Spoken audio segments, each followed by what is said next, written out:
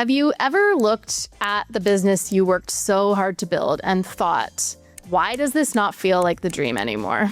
Somewhere along the way, you changed and your business didn't catch up. In this video, I'm going to walk you through 5 signs that you've outgrown the current version of your business, how to tell the difference between reinvention and regular burnout, and what to do before you panic pivot or force the old thing harder.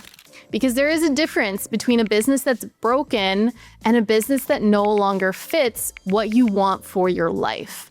And knowing which one you're dealing with changes everything about what you do next. I'm Shanti Zach, a growth partner and coach to business owners brave enough to evolve, reinvent themselves when necessary, and continually rise to the occasion of creating their version of success. So subscribe if that's your thing, and let's get into it. Now, before I tell you the 5 signs that you've outgrown the current version of your business, I want to tell you about a client of mine.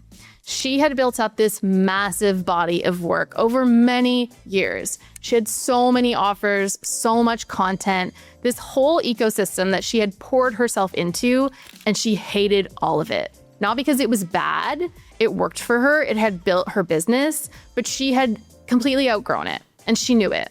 And she was terrified to kill what was no longer working because she had invested so much into building it. So she kept carrying it, all of it, the dead weight and the living weight, kind of tangled all together.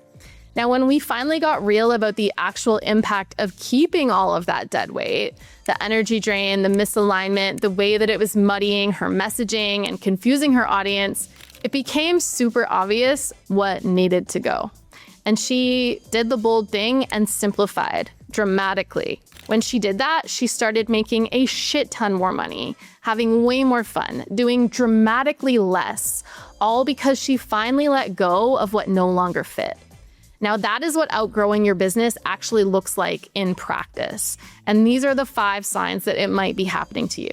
So the first one is you can still sell it, but you don't want to talk about it. Now, this one is sneaky because the offer still works on paper. People still buy it, the sales page still converts. But when someone asks you what you do, this almost imperceptible hesitation, there's this flatness in your voice, a version of the answer that's technically accurate, but doesn't light you up. You've stopped talking about it with genuine enthusiasm because you don't feel that anymore. Your audience can feel that too. Maybe not consciously, but energy is contagious, and so is the absence of it. So if you're phoning in the pitch for your own offer, that is a clear sign. Now, sign number 2 is that your calendar is built around old priorities.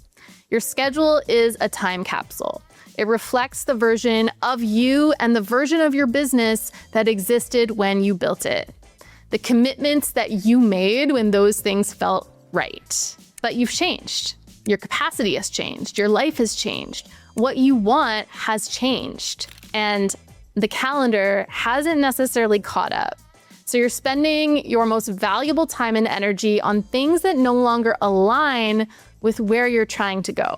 And it's not because you're disorganized. It's because you haven't given yourself permission to redesign it. So if your schedule feels like it belongs to a previous version of you, that is a big sign. Sign number 3 is you feel boxed in by what people know you for. This one is particularly uncomfortable for people who have built a real reputation. You've worked hard to become known for something, and people associate your name with that specific thing. And that is genuinely valuable. But now that thing feels like a box.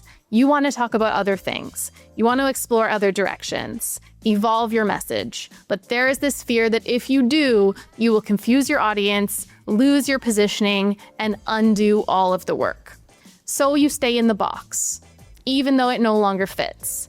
And here's what I know from having reinvented my own business more times than I can count, from food blogger to copywriter to agency owner to teacher to growth partner today. Your audience is more adaptable than you think. What they're actually loyal to is you, not the box. So if your positioning feels like a cage, that's a pretty strong sign.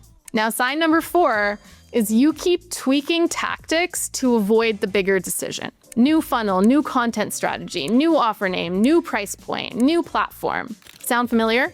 There is a version of busy that is actually avoidance, where you keep optimizing the surface level stuff because going deeper would require admitting that the underlying thing needs to change. And tweaking tactics feels productive. It looks like action, gives you something to report back on. But if you're honest with yourself, you already know that the tactic is not the problem. It's way easier to split test a headline than it is to sit down and ask, does this offer still reflect who I am and what I actually want to be doing? So if you've been in optimization mode for months and nothing is really shifting, that is a sign. Sign number 5, the old dream now feels like maintenance, not momentum. This might be the most important one because there is a special kind of grief when the dream you worked so hard for, the one that on the surface is giving major made it vibes, is no longer the dream. The business is not bad, and that's the sneaky part. It's beautiful in many ways. Safe, impressive, but somewhere in the repetition, you can feel yourself getting lulled to sleep. So what used to feel like momentum now feels like maintenance. What used to feel like building now feels like managing. And the question underneath all of it, is this it? That question is not ingratitude. It is not restlessness for its own sake. It's your evolution asking to be taken seriously. So if the dream you built now feels like a ceiling instead of a launch pad, that's a sign.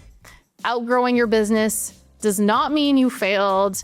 It means the version that got you here may not be the version that takes you where you want to go next. So this feels like a crisis, but really it's an invitation.